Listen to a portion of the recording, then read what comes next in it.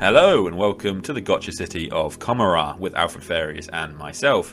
Drukhari have a lot of rules, and if you're not a Drukhari player, trying to memorize that entire book may be a bad strategy. In this video we're going to go over the things that you actually need to know, the important plays and the gotchas that you need to be aware of in order to play against Drukhari and hopefully beat them.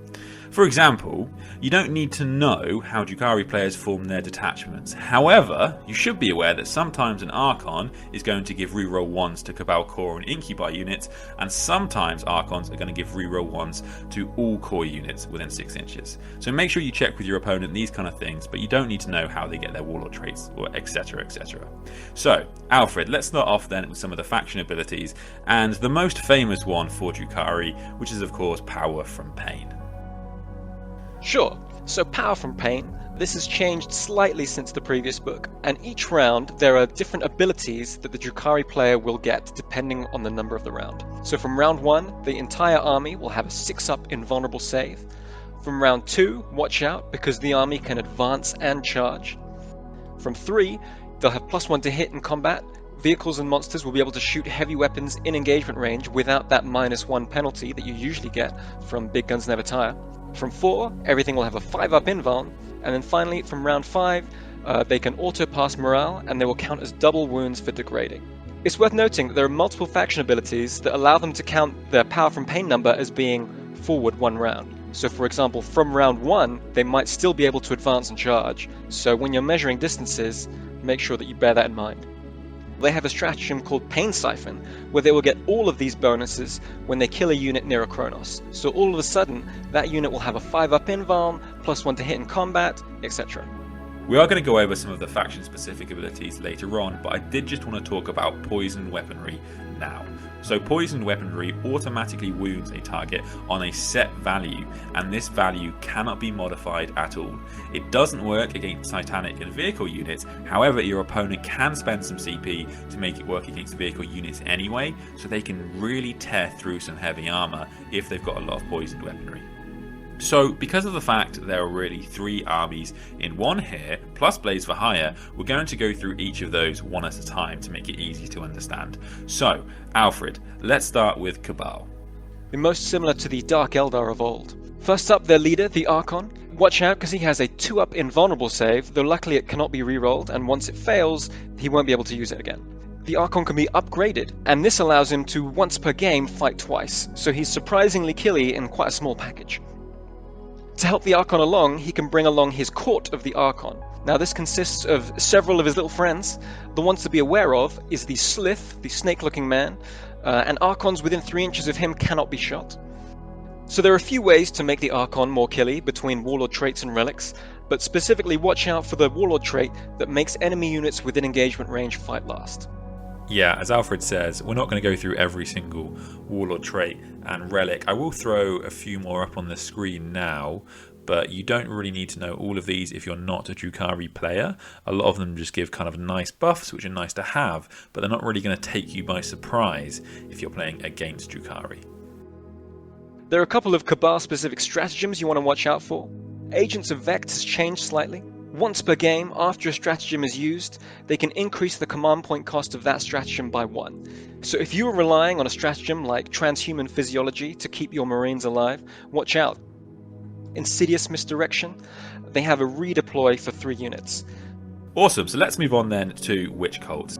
So the first thing you need to know when you're playing against a Wych Cult is they can improve their characteristics through combat drugs, and I've put them on the screen right now, and additionally they can actually get 2 effects and sometimes even 4 if they're on characters, so really watch what your opponent's stat line actually are, and I think it's the Succubus especially that's going to have an incredible data sheet after these changes. And they can actually double the effectiveness of these combat drugs on a single unit with a stratagem. And whilst we're on the Succubus, let's just talk about them, because they're all the rage right now, and they are for a very good reason. So they and Witches can prevent models with an engagement range from falling back, and when upgraded they can consolidate an extra 6 inches and don't have to go towards the closest model. So we're not going to go through every single buff that Succubi can get, because it will probably change game to game, but do be aware that they're incredibly killy. They can get a whole heap of buffs, they can get more damage, they can easily get plus 10 attacks. They are going to absolutely wreck most of the things they touch. Likewise, witches are also incredibly killy, and there are some stratagems that are either specific for witch cults or just particularly devastating on them. For example, they can use haywire grenades to do D3 mortal wounds to a vehicle within 6 inches, and they also have some pretty great combos with transports. So when it comes to vehicles, they can actually deep strike vehicles for 1 CP, and when a vehicle arrives from reserves, they can actually have a unit immediately disembark as long as they stay over 9 inches away, so you can essentially have your witches deep strike. And additionally, if there is a vehicle by your witches, they can consolidate 6 inches after combat and go into a transport. Hellions and Reavers are the incredibly quick witch cult units, and Reavers can actually advance for 8 inches, and from turn 2 they're advancing and charging, so they have a massive threat range.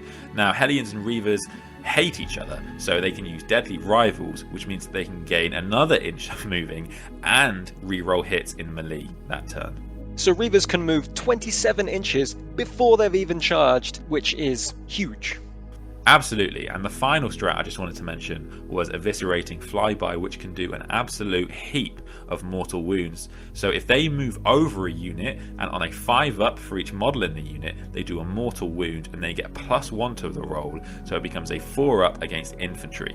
And this becomes devastating because a squad of 20 could do 10 mortal wounds reasonably easily.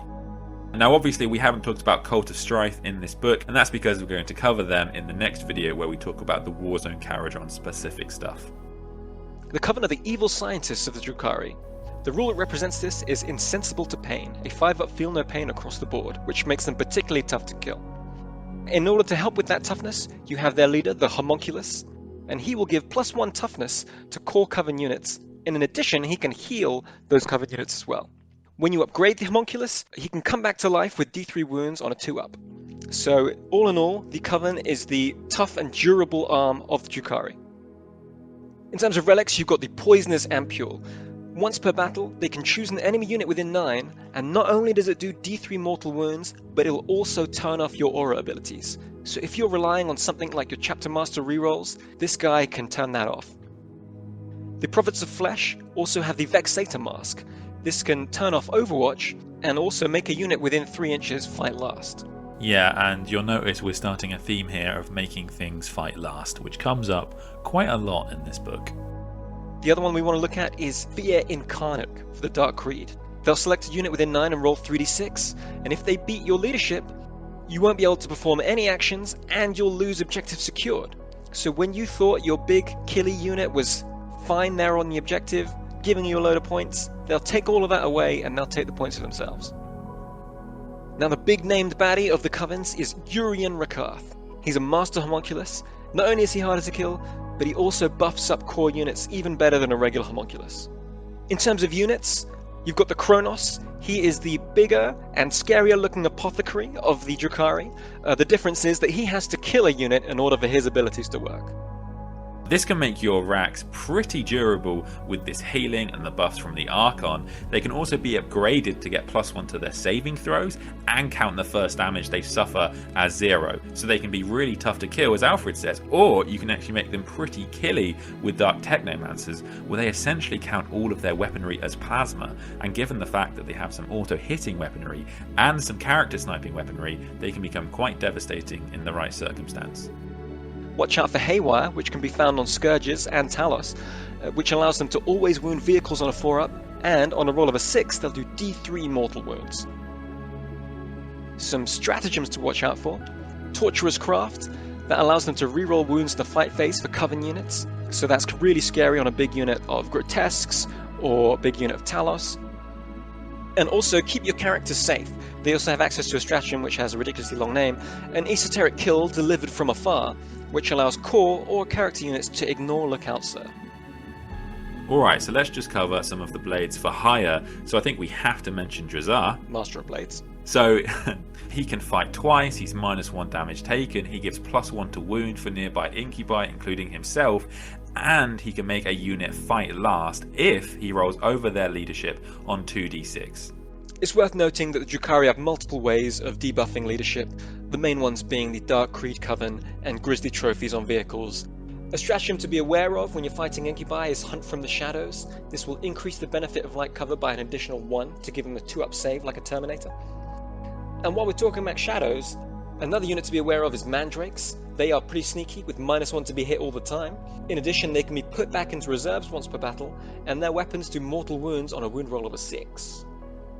And whilst we're on units going back into reserves, Drukhari can put any transport back into reserves with swift outflanking. And if they've got any units in combat, they can fall back and shoot or charge, or both, with Cruel Deception. And if they fall back and shoot, they can actually then use Never Stationary to shoot and then move again, so they can still move pretty far. And if you're a Slaanesh player, of course be aware, because you are the great enemy and they will be rerolling hits and wounds in combat against you. Other things to be aware of: when you're shooting at a Drukhari unit, they can give themselves -1 to be hit if they're an infantry vehicle or biker. Also, don't let your warlord be killed in combat, because if he is, then they can use Pray They Don't Take You Alive to give your army -1 to attrition tests for the rest of the game. Speaking of combat, watch out for Drukhari vehicles, because they can select a unit within engagement range and do mortal wounds to them with Shock Prow. And it's worth remembering that Drukhari vehicles measure to the hull, not the base, so they can get into contact with a lot of models. And they have a bunch of good relics also, Drukhari. As Alfred said, most of them make you just a bit more killy, but do be aware of the Helm of Spite, which can deny the Witch if they want to, and they force the unit trying to cast the psychic power Perils of the Warp, which is pretty funny. And then they have the Animus Vitae, which is a literal mortal wound bomb. It does a whole heap of mortal wounds, so stay away from that if you can. And that's all we're going to cover in this video. We will be going over the Cult of Strife supplement in the next video, as we will go over all of the stuff in Warzone Caradron. Thank you very much for watching. Please do like and subscribe, and we'll see you for the next one.